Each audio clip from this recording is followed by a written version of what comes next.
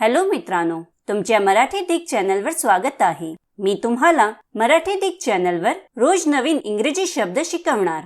तर चला वेळ न घालवता आजच्या व्हिडिओमध्ये शिकूया इंग्रजी शब्द। डेस्क।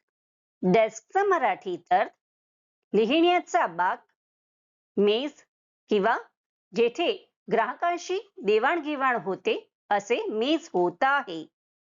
डेस्कला आपण वाक्यात प्रयोग करून बघूया।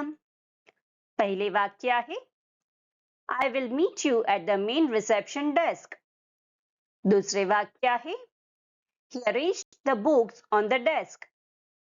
तिसरे वाक्य आहे The desk is made of wood. चौथे वाक्य आहे I sit at desk to study. Friends, व्हिडिओला लाईक, शेअर आणि कमेंट करायला विसरू नका आणि चॅनलला सबस्क्राइब करा। Thank you.